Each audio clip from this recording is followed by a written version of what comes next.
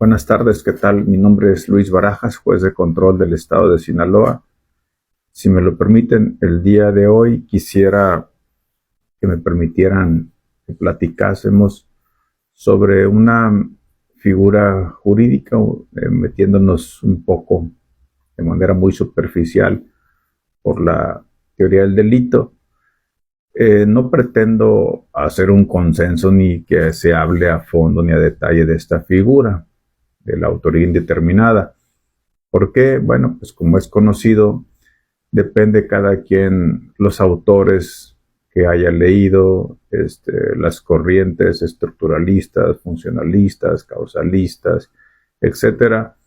No pretendo decir, como siempre lo menciono, que esta sea la razón, simplemente es una idea para poner en la mesa esta figura y que pues la mejor resolución, la mejor decisión sea la de ustedes. Ok. Todo parte de que hace unos días un distinguido abogado de ahí de Ciudad de México está llevando un asunto en el estado vecino, ahí en el estado de México.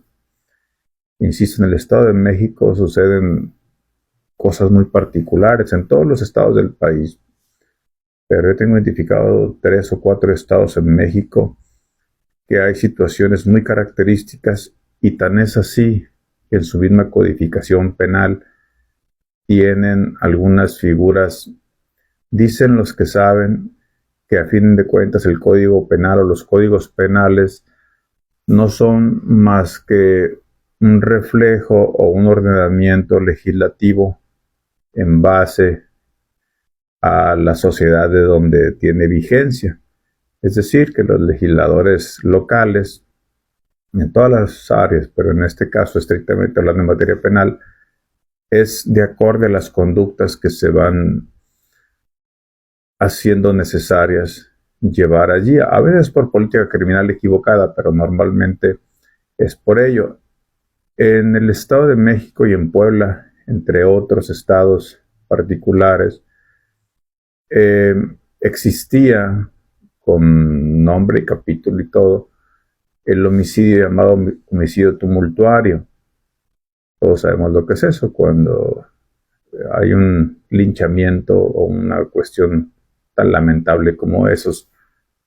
Todo parte porque este abogado empezamos a revisar su asunto y ya cuando veo la acusación para juicio viene relacionado esta persona como homicidio calificado, cometido con ventaja, como coautor material y funcional del hecho. Entonces empiezo a revisar con calma y resulta que a ese juicio van un sinnúmero de acusados. Obviamente cada quien trae su propio abogado, es un asunto terrible, un asunto muy lamentable, esos asuntos que uno cree que nada más pasan en películas, pero no, en realidad desafortunadamente son más común de lo que creemos. No puedo hablar obviamente de detalle de particularidades, pero son unas personas que vienen de un estado que no es el donde suceden los hechos. Al ir atravesando el estado, llegan a una población a comer, pero esas cuestiones que no hay adjetivos calificativos para mencionarlo, de pronto a alguien en esa localidad se le hacen sospechosos sus foráneos y cuando menos piensan ya hay una turba de gente, más de 100 personas en ese caso, que los bajan de sus coches, pues los llevan por varias calles, golpean, linchan hasta que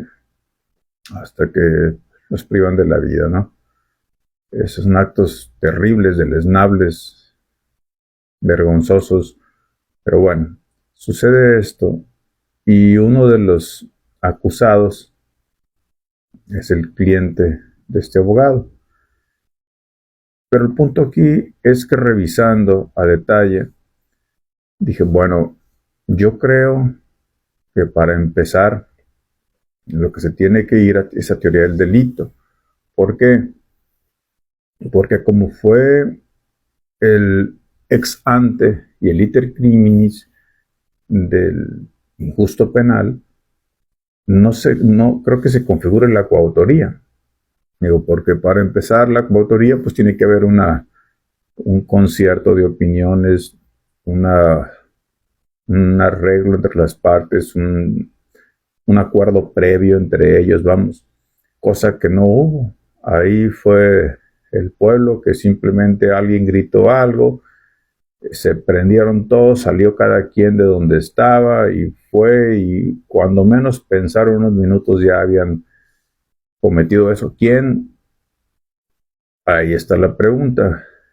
Según el IPH, eran más de 200 personas. Bueno, entonces, ahí le digo, primero, aunque este asunto es en el Estado de México, es importante para títulos y efectos de darse una idea, revisar el artículo 26, el 26º del Código Penal para el Distrito Federal o para la Ciudad de México. Ya ven que hay ahí la dicotomía de que se le llama todavía Código Penal para el Distrito Federal, hoy Ciudad de México, pero bueno, ese es otro tema. La cuestión es que es una figura poco usada, la autoría indeterminada. También se le llama responsabilidad correspectiva, pero eso ya son otros autores no nacionales. Pero bueno, empezamos a revisar esa codificación, me permití hacer unas notas para tratar de ser lo más puntual posible. Insisto, para aquellos expertos en teoría del delito, es muy respetable la opinión de cada uno de ustedes. Si tú juntas a 10 personas que manejan muy bien la teoría del delito, difícilmente se van a poner de acuerdo esas 10, porque, insisto, depende a quién sigas y cuál sea tu corriente a seguir, ¿no? Bueno, vamos con el artículo 26 vamos a decir, el Código Penal para la Ciudad de México. Dice, autoría indeterminada. Cuando varios sujetos intervengan en la comisión de un delito y no pueda precisarse el daño que cada quien produjo, para su punibilidad, es decir, para las penas, se estará lo previsto en el artículo 82 de este código, es decir, el 26º te remite al 82. Tú te vas al artículo 82 vigente para la Ciudad de México y te dice, la penalidad en tratándose de autoría indeterminada corresponderá de entre las 3/4 partes de la mínima a las 3/4 partes de la máxima. Es decir, atenúa la pena. Ahorita vamos a revisar muy por encima cómo funciona esto. Es importante recordar que en abril de 2023, relativamente nueva, la primera sala emitió una jurisprudencia, doy el número de registro, 2.026.322, repito, 2026.322, en la cual especifica la Corte la diferencia entre la autoría indeterminada y lo que es la coautoría en la comisión de un delito. Ese es el punto fino. ¿Cuál es la diferencia y si existe diferencia entre la autoría indeterminada y la coautoría? Por supuesto que la hay y muchos autores lo han tratado y aparte aquí la Corte se decanta por ello. Todo esto emerge porque el peticionario de amparo fue sentenciado en un caso en el cual 5 personas intervienen en la privación de la vida de una persona cuando ésta está inerte, no en riña, no confundir con homicidio en riña, eso es otra cosa, esa es otra figura. Entre 5 personas lastiman, lesionan y desafortunadamente muere el sujeto pasivo. Pero como todos le pegaron con diferentes objetos, con sus extremidades y demás, no se pudo determinar quién de manera específica causó la o las lesiones que a la postre le causaron la muerte. Entonces allí, a mi juicio incorrectamente, el abogado que llevó esa causa, que derivó en esta jurisprudencia, malamente solicitó el amparo. ¿Por qué? Porque a esta persona le pusieron una pena atenuada, ¿sí? Por ser la autoría indeterminada.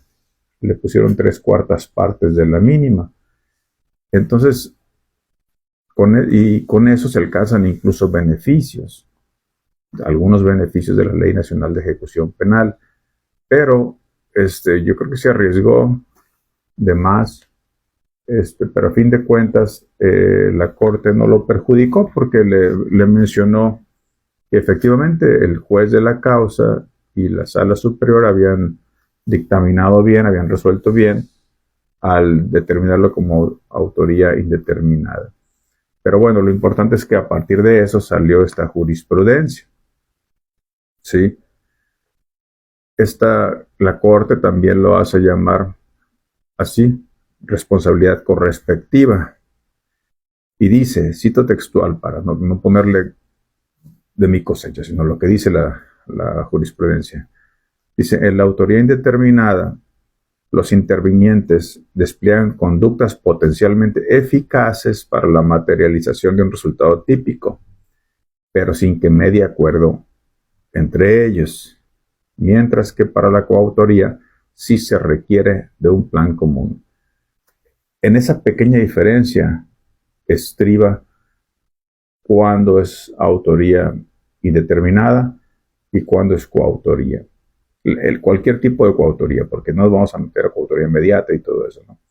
Entonces, la indeterminada es cuando no hay un plan previo entre ellos, ¿sí? Y la coautoría es cuando sí hay algún acuerdo anterior al hecho, o incluso durante el hecho, durante el iter criminis.